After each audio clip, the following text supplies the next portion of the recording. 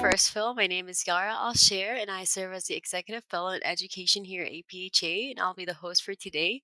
Today, we're diving into a critical aspect of patient safety transitions of care. Effective transition of care interventions, including medication reconciliation and interdisciplinary collaboration, play a vital role in preventing medication errors, adverse drug events, and hospital readmissions. Pharmacists are at the forefront of ensuring continuity of care from verifying medication histories at admission to optimizing therapy at discharge. Joining me today is Laressa Bethishou, a transition of care pharmacist dedicated to improving medication safety and transition of care best practices. In part one of the series, we highlighted the 2024-2025 ISMP Best Practice 21 and explored how pharmacists contribute to hospital performance metrics by aligning with the CMS and Joint Commission quality measures. Today, in part two, we'll focus on strategies for preventing medication errors during transitions of care, with an emphasis on medication reconciliation and effective collaboration across healthcare teams. Welcome, Larissa. And to start off, could you share a bit about your role and responsibilities as a transition of care pharmacist? Absolutely. Thank you so much for having me. I practice as a transitions of care pharmacist in the inpatient setting in a community hospital in Southern California. And I am faculty at a pharmacy school. So my role involves both patient care as well as incorporating students into my workflow. I primarily see patients who are discharging from the hospital and who are at high risk for readmission. And so high risk for readmission can mean different things at different institutions. But for us, it is patients who have high risk medications like anticoagulants or antibiotics, those who are core measure patients like stroke, heart failure, um, and ACS. And it also means like patients who are discharging to SNFs. And interventions will vary again depending on the needs of the patient, but at minimum, we are providing discharge medication reconciliation, patient education, and then really incorporating kind of assessing and addressing access and adherence barriers where appropriate and handing off to the next of care provider again where that is needed or appropriate. Thank you for sharing what you do. Reflecting back on our discussion last week, one of the ISMP new best practice strategies we spoke about focuses on medication reconciliation to prevent medication errors during transitions of care. Larissa, can you share some strategies for ensuring accuracy and continuity of care when performing a medication reconciliation? Yeah, absolutely. Medication reconciliation is it's interesting because it is very simple in concept, but it gets very complex in execution, as anyone who has performed a medication reconciliation can tell. And so I think that there's a few things that can really help with doing this effectively. First and foremost, in alignment with the pharmacist patient care process, the first step is really to collect information from the patient. And so it starts with collecting that best possible medication history. And that really makes all the difference in setting a very solid foundation for having the information to effectively reconcile medications once the patient leaves that encounter. So, a best possible medication history involves verifying information against a secondary source, like a list from a physician or a pharmacy fill history, but it really relies on interviewing the patient and using open ended questions to prompt the patient to really understand all of the medications they're taking, including some of the things they might not think to tell you they're taking, like over the counter medications or medications that are as needed. And so they're not taking them daily, but they're still on their medication list and affecting their care. And it also means that in interviewing the patient, you're trying to tease out some of those access and adherence barriers. And so it's really important when you identify that a patient is not taking something correctly to try to understand what prompted that adherence challenge. Was it because the patient could not afford the medication? Was it because someone actually told them to stop taking it? Was it because they had a friend who told them that the medication was not good for them? So, it really kind of understanding that fully and really understanding what the patient takes and why they take it the way they do. And it helps inform how we can best support them so that when they are discharging from that encounter, whether it's outpatient or an inpatient discharge, we're making sure that they are actually getting all the medications that they need, as well as the education and the support so that they can actually use their medications optimally and get the full benefit from them. Thanks for those valuable insights, Larissa. Now let's shift gears to collaboration with healthcare providers, an essential aspect transition of care. How can pharmacists effectively work with physicians, nurses, case managers, and other healthcare professionals to improve patient outcomes? So, effective transitions of care really ideally should always be interprofessional. The idea being that the patient is at the center of it, and each profession brings their expertise to support the patient collaboratively. And that practice model is where I have seen the most effective transitions of care interventions. So, at one institution that I worked with, we targeted all of our heart failure patients, and we had a very clearly defined roles and standardized workflow.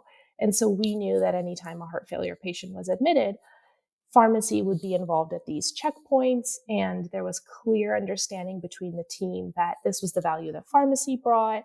So, for example, when a discharge order was placed, nursing would contact us and they would wait for us, and they would kind of make space to provide those TOC interventions. But on the other side of that, because it was a collaborative approach with clearly defined roles, it also meant that as a pharmacist, I had resources. And so if I knew that a patient needed support from case management or from a nutritionist or from physical or occupational therapy, there was already a process in place by which I could connect with them. So that's ideal if you can have this collaborative approach with the team where you've kind of preset that criteria and you know exactly what each person will do and when.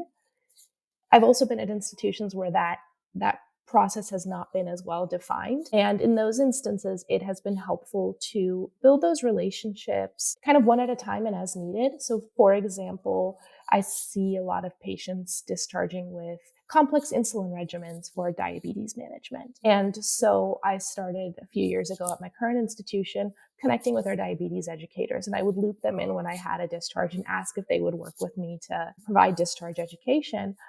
And so it helped them become more familiar with pharmacy's role. And they became an excellent resource for me. But over time, they started then doing the same and looping me in and asking for help when they had complex insulin regimens and wanted a pharmacist to look at them. And so I think it's really helping other professions understand the shared goal, but also how we can mutually work together to best support the patient. I agree. Interprofessional collaboration is important, especially in a team. So thank you, Larissa. That's great advice. And what are some of the biggest challenges in optimizing transition of care, and how can pharmacists play a role in overcoming these challenges? I think the absolute biggest challenge is that there are not universal standardized processes for effective transitions of care. There is certainly a greater awareness of how important it is to effectively transition patients through the healthcare system. And with that, as you mentioned, ISMP had best practices around it, Joint Commission, CMS. This is all very helpful and it shines a spotlight on transitions of care interventions. But again, each institution does it differently. And so it's very different when to provide that continuity of care. So I think that is the biggest challenge. What I think pharmacists can do to help address it is regardless of whether you are a pharmacist in a dedicated transitions of care role or you are working with patients in really any capacity in any setting, viewing patient care through that lens of transitions of care. Every patient is coming from somewhere, they're going somewhere else, they're moving between multiple settings, multiple providers. And so looking at their care through that lens of how can I comprehensively evaluate their medications? How can I make sure that we're not just focusing in on the primary issue, but neglecting how changes in their health status and changes in their labs and their medications will affect all of their other therapies and treatments. And so I think that makes a big difference because then we are supporting our patients and making sure that they are getting the kind of optimal medication regimen they need. And I think the other piece of that is to hand off to the next of care provider when possible. That I think is a challenge in and of itself. We don't always have processes to do that. I know with APHA a few years ago, our Transitions of Care Committee made a handoff communication tool. And so different institutions, again, will have different processes by which they can hand off to the next care provider. But I think that at minimum, having that awareness to approach patient care in that way and then handing off when there is critical information that the next of care provider needs to know makes a really big difference in supporting patients through the continuum of care. Thank you. That was great. Finally, for pharmacists who are interested in getting more involved in transitions of care or shifting into a transition of care focused role, what advice would you give them? For those who are able to, PGY1 residency is excellent as a way to gain valuable experience and develop skills that will support pharmacists in moving into a dedicated TOC role. There are PGY2 residencies, but that is not necessarily required. For those who are not able to do a PGY1 or that's not the path that they took, I think focusing in on the individual skills and developing them within their respective practice settings can still really lend itself to becoming an effective transitions of care pharmacist. And to my earlier point, again, every pharmacist encounters transitions of care, whether or not they are in a dedicated role. And so focusing on developing medication reconciliation skills, interview skills, and being able to collect that best possible medication history, being able to provide a comprehensive medication education that includes lifestyle modifications and preventative care, and even being able to assess and address those access and adherence barriers can support pharmacists moving into a transitions of care role because they have essentially developed skills that will really support them in providing effective patient care. Larissa, thank you for sharing your expertise today. This has been highly informative discussion on how pharmacists can enhance medication safety, collaboration, and transitions of care. All right, let's summarize major takeaways from our time here today. One, interprofessional care is crucial in transitions of care because it allows for coordinated, comprehensive patient management, improving overall patient outcomes. One of the first and most important step in medication reconciliation is collecting a informative and complete medication histories at admission. And finally, pharmacists play a key role in coordinating with other healthcare professionals, ensuring seamless care transitions and reducing medication related issues. All right, folks, that's all the time we have for today. If you haven't listened to part one of this month's first full podcast yet, it was released last week.